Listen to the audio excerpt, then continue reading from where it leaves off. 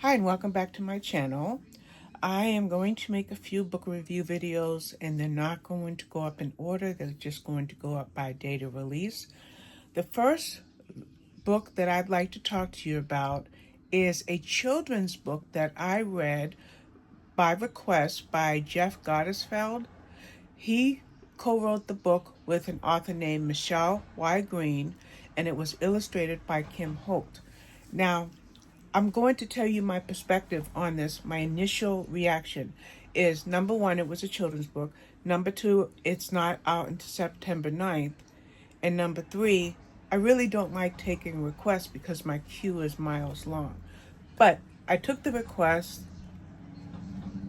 I read children's books all the time when I'm reading to my grandchildren.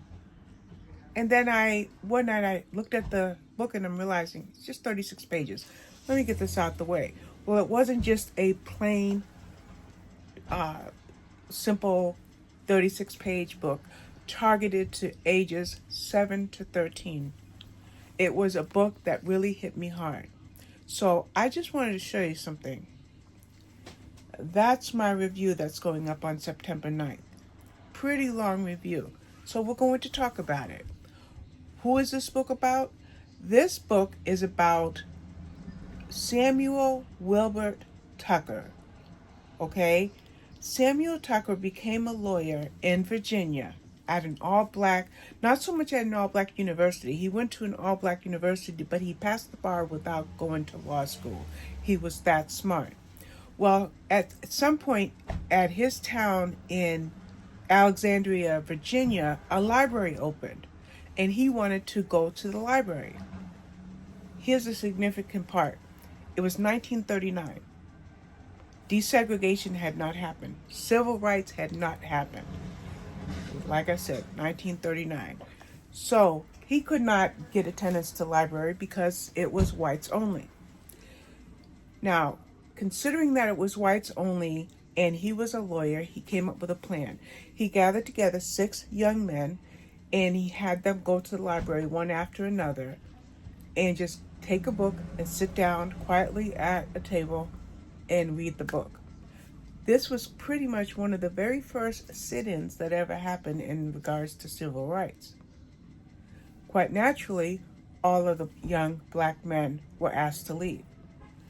They sat there quietly, so the police accompanied them out, and they were all arrested, and then Samuel Wilbert Tucker tried their case. Spoiler alert, the case did not get settled for 20 years. Yes, the case began in 1939, and it was finally settled in 1959. Is that incredible or what? So, as I mentioned, the civil rights movement hadn't taken place. But why was this powerful children's book written? Well, I've had some messaging contact with the author, Jeff Gottesfeld, and he was saying that he just stumbled upon this man's name, something that was deeply buried in history for 8 decades. So he decided to write this children's book, and it's a powerful book. It has a striking cover, it has vivid illustrations, and it evokes strong memories for me. Well, what does it have to do with me? I am 64 years old, born in 1960, so what does this book have to do with me? Well, I was a young child in the 60s who attended all-black schools, and when I began reading about this book, and I'm going to put my tablet down because the rest is coming from me, there were 3 things that stood out to me when I was reading this book. The first thing is being 4 years old in first grade. That was not acceptable because I was too young.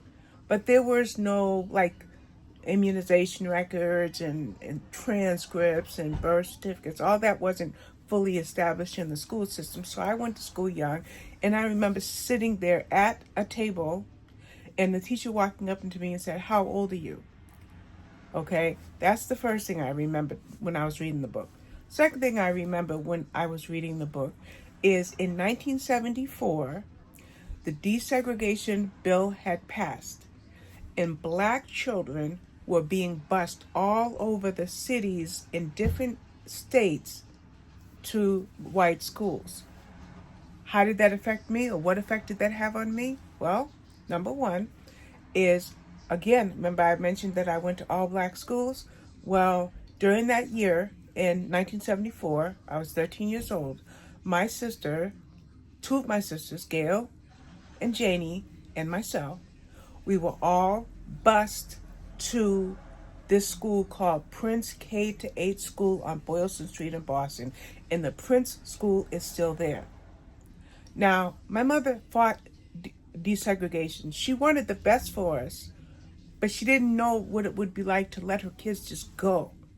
So that was one thing I was thinking about. A year or so later, I'm in high school now. I'm going to Cambridge High. And I should preface this to say that I have been a reader since I was 4 years old. So now I'm going to Cambridge High, and there's a library. And I go to this library, and I get as many books as I can. I'm trying to get both of my hands in this image. Now remember, the Wilbert Tucker, his case didn't get settled until 1959.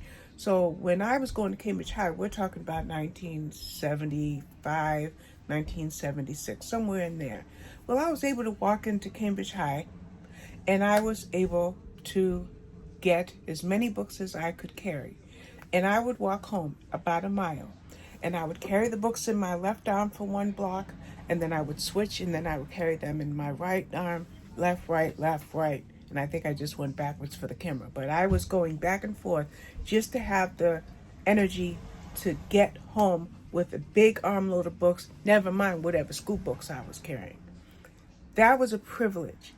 I did not realize how much of a privilege it was until I started putting things together about Martin Luther King, or starting to read this little 36-page amazing children's book, that I was privileged to be able to walk into the library and to get as many books as I can, or as I could at the time. But that wasn't my only experience with the library. I ate up the library. Scholastic book fairs, I was there. Library time at school, I was there. Any town that we lived in, I was at the library. And I say any town we lived in because my parents split up when I was 13, so I went to several different schools until I completed my high school education. I lived at the library. I remember, as even a young married wife with children, working in downtown Boston, but going all the way to 95th Street in Chicago just to go to that library in Chicago. Yes, there were libraries closer to where I lived, and at that time I was living on 71st Street. But I would go to the library, get books, get back on the bus, go get my kids from daycare, and they were babies at the time, 1, 2, 3 years old. I loved the library. And that is what this book is all about. It's all about a young man who fought for the rights of black children to use any library of their choice. And the fact that this author, and like I said, it's co-written, and I'm going to give you the names again: Jeff Goddesfield and Michelle Y. Green, again illustrated by Kim Holt.